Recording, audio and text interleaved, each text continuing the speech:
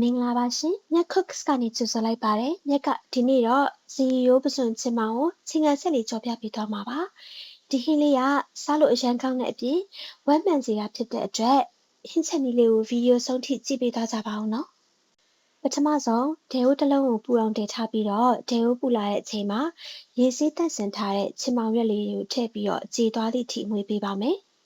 ချင်မောင်နှစ်ကိုဆိုးဆိုးလေးစားချင်တာမို့လို့မြက်ကရေထည့်ပြီးတော့မွေးလိုက်ပါတယ်ထိုင်းမှာရောင်းတဲ့ချင်မောင်တွေကအရွက်တရာပေါ့နော်မြန်မာလိုနူးနူးဖဖမဟုတ်ဘဲနဲ့အရွက်ကျန်းတာဖြစ်တဲ့အတွက်အချိန်ပေးပြီးတော့မွေးရပါတယ်ရှင်စုစုပေါင်းခန့်မှန်းခြေ10မိနစ်လောက်မွေးပေးရပါတယ်မြက်ကရေ2ချိန်ထည့်လိုက်ပါတယ်ရှင်ချင်မောင်ဖက်တွေကြေသွားတဲ့အချိန်မှာပကံတစ်လုံးနဲ့ကိုပြောင်းထည့်လိုက်ပါတယ်နောက်တစ်ဆင့်အနေနဲ့ရေဆေးတန့်စင်ပြီးတော့စားစနွေးနဲ့နေထားတဲ့ပစွန်တွေကိုစီထဲမှာထည့်ပြီးတော့ကြော်ပေးပါမယ်မြက်ကပုံမှန်ရဆိုလို့ရှိရင်တော့ပစွန်တွေကိုပေါ့နော်တခါလေးချင်မောင်ထဲမှာရောထည့်ပြီးတော့အစိမ့်လေးကြော်ပါတယ်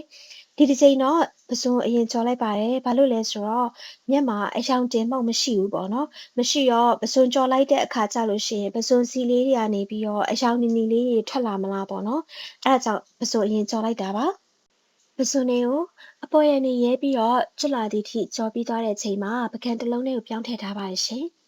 ပစွန်ကြော်ထားတဲ့စီအယောင်ကလည်းမြက်ခက်မှန်းထားတဲ့အတိုင်းပဲပေါ့နော်အယောင်တင်မှုန့်ထည့်ကြော်တဲ့အယောင်မျိုးမဟုတ်ပေမဲ့လည်းရဲရဲလေးထွက်လာပါတယ်လက်ကျန်စီရဲကိုပဲစီအနှဲငယ်ထည့်ထည့်ပြီးတော့ကြက်သွန်ဖြူကြက်သွန်နီပပလီထားတာကိုမွှေးလာသည့်အထိစီတက်ပေးပါမယ်မြက်က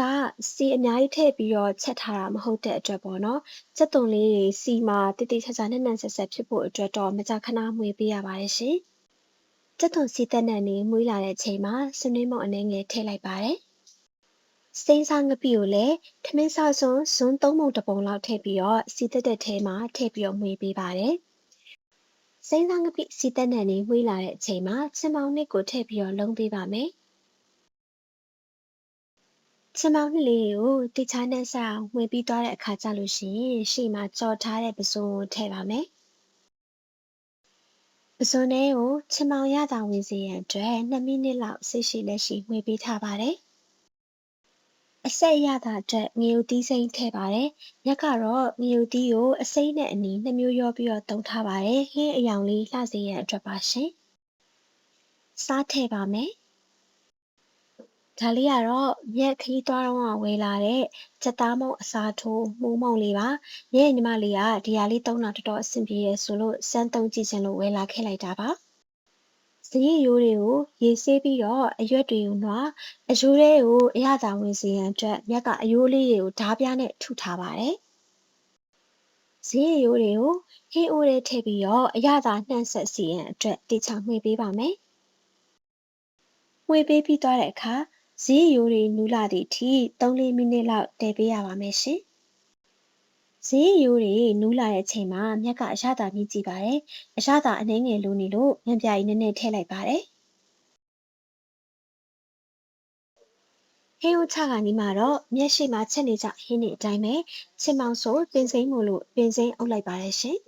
။တော်တော်များများကတော့ဇီးရီယိုဟင်းတွေမှာပင်စိမ်းမအုပ်ကြပါဘူး။မြက်ကတော့ချင်မောင်နဲ့ချက်တာဖြစ်တဲ့အတွက်ကြောင့်ရောမြက်ကိုယ်တိုင်ရောချင်မောင်ဆိုလို့ရှိရင်ပင်စိမ်းနဲ့လေးနဲ့မှစားရတာဖြစ်တဲ့အတွက်ပင်စိမ်းရွက်ထည့်လိုက်တာပါ။ပင်စိမ်းရွက်ထည့်ပြီးတဲ့အချိန်မှာမီးကိုပိတ်လိုက်ပြီးတော့မီးရပူရှိန်လေးနဲ့ပဲ2မိနစ်3မိနစ်လောက်အိုးပေါ်မှာဆက်ပြီးတော့တင်ထားလိုက်ပါတယ်။ပြီးရင်တော့ပကံတစ်ခုတည်းကိုပြောင်းထည့်ပြီးတဲ့အခါမှာမြက်ထမင်းစားရမယ်ပေါ့နော်အဆုံးထိကြည့်ပေးလို့ကျေးဇူးတင်ပါတယ်နောက်ဗီဒီယိုတွေမှာလည်းပြန်တွေ့ကြမှာမို့မြက် Cooks ကို like and subscribe လုပ်ပေးသားကြပါအောင်နော်